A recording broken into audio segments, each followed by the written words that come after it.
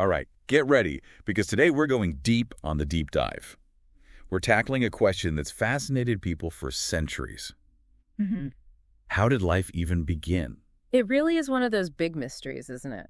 From ancient creation myths to modern science, people have always wanted to know where we came from.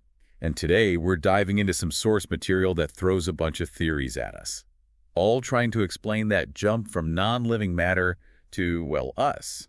Yeah, for a long time, the dominant idea was spontaneous generation, life just appearing out of nowhere. Like, poof, there's a frog out of a mud puddle. Right, exactly. But as science advanced, things got a lot more, well, complicated. And one of the most famous attempts to explain this was the Miller-Urey experiment back in the 1950s. Oh, yeah, that was a big one. They tried to recreate the conditions of early Earth in the lab. I remember that from school. They basically zapped a bunch of gases with electricity to simulate lightning. And surprisingly, they managed to create some amino acids, which are the building blocks of proteins. It was huge at the time. Seemed like a step towards proving life could come from non-life. It did. But now we know more about early Earth's atmosphere and, well, Yeah, the experiment's conditions aren't really considered accurate anymore. plus some amino acids are one thing, Yeah. but a whole living, breathing organism is something else entirely. Right. It's mind-blowingly complex. And that brings up another point from the source material.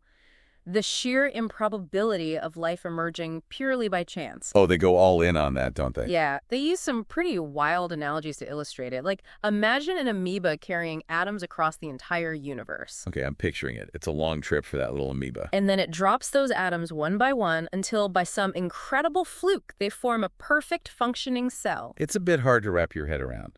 And I guess it highlights just how complex even the simplest life forms really are. Exactly. Yeah. Way more intricate than any machine we've ever built. So the idea that all that just happened randomly through a series of lucky chemical reactions, it seems a little far-fetched, to say the least. Even scientists who generally support the idea of evolutionary chemistry acknowledge that the odds are, well, astronomical. Which leads us to other theories they explore, like the RNA world hypothesis. Ah, yes. RNA world. The idea that RNA, not DNA, was the first genetic material. Okay, refresh my memory. What's so special about RNA? I know it was involved in making proteins, but how could it have kick-started life? Well, RNA can do something DNA can't. It can act as both a carrier of genetic information and as a catalyst for chemical reactions. So it's like a multitasker, doing double duty in the early days of life, handling both heredity and metabolism. Precisely. But, like any theory, it has its challenges. Like what? Well, one big problem is that RNA is very fragile, much more so than DNA. Could something that delicate have really survived the harsh environment of early Earth? Good point. It's like trying to build a house of cards in a hurricane. A very good analogy. And that actually leads us to another interesting point, the water paradox. Okay, now that sounds intriguing. Water is essential for life, right? So how is it a paradox? Well, think about it this way. Water is a fantastic solvent. It dissolves things. Right, I get that.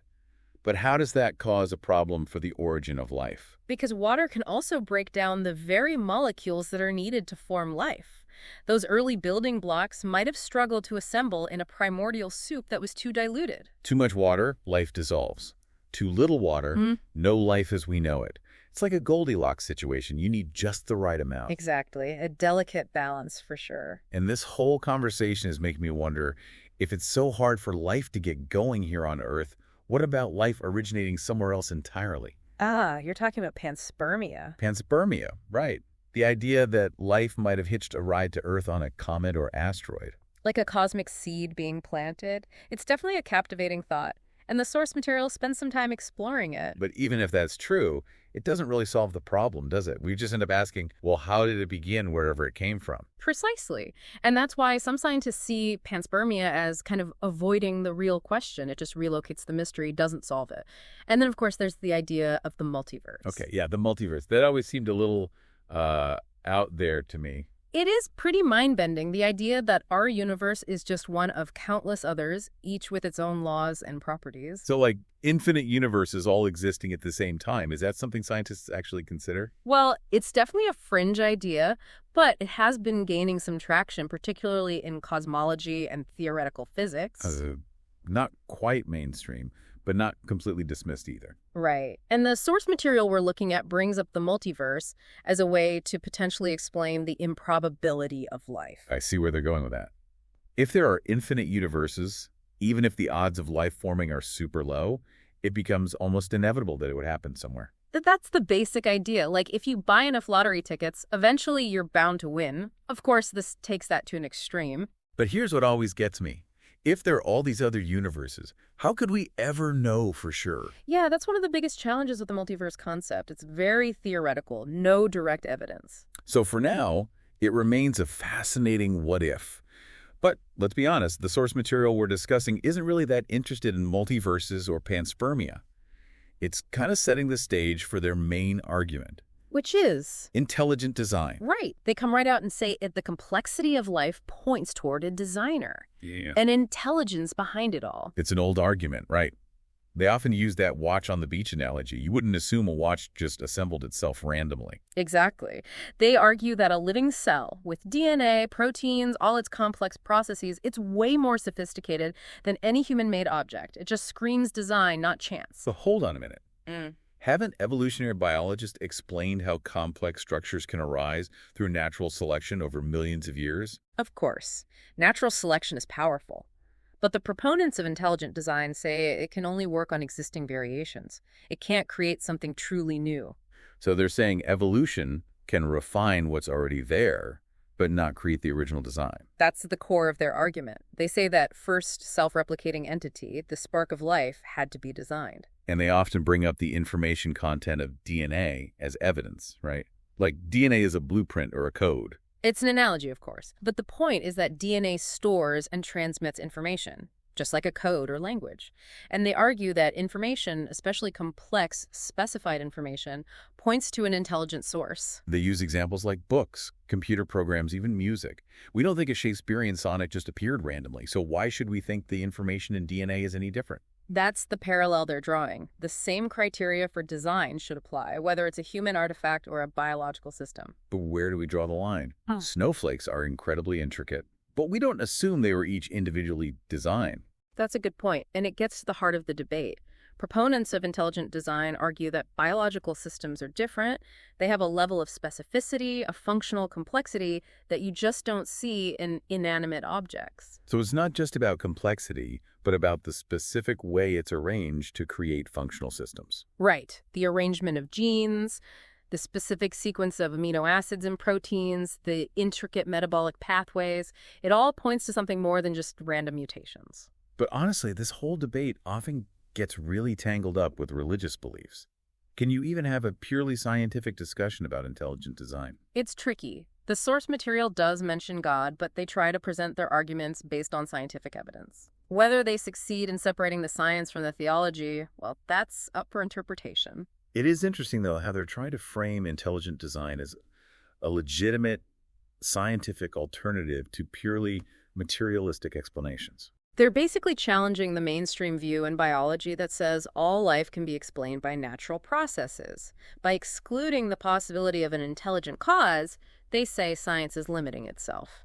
It's a provocative idea, for sure. And it definitely makes you rethink some assumptions. It really makes you think, doesn't it? About those big questions, I mean. It does. We've gone from primordial soup to multiverses. And it's clear this whole topic isn't just about science. No, not at all. It touches on some deep philosophical stuff. Who are we? Why are we here? That kind of thing. The source material we've been discussing really hammers that point home. Our understanding of our origins really does shape how we see everything. Definitely. It's like a foundation for our whole worldview.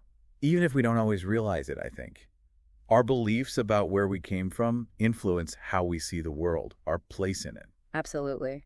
And when it comes to the origin of life, the two big perspectives we've been talking about, a purely natural origin versus intelligent design, they lead to very different ways of thinking about our existence. So if we go with the purely naturalistic view, the idea that life arose through random chance and natural processes, does that mean we're just cosmic accidents with no real purpose? That's the million-dollar question, isn't it? It's something philosophers and scientists have debated forever. Some argue that even if life started by chance, it doesn't mean we can't create meaning and value in our lives.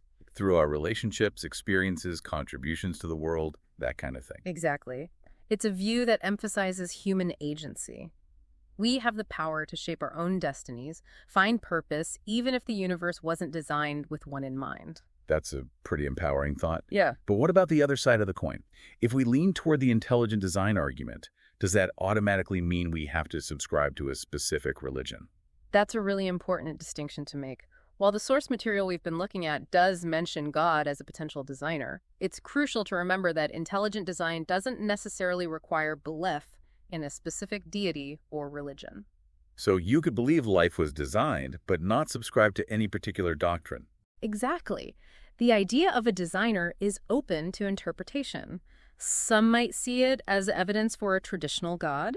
Others might envision something more abstract, maybe even an extraterrestrial intelligence. It's like saying, okay, there was a designer, but we're not sure exactly who or what that designer was. That's a great way to put it.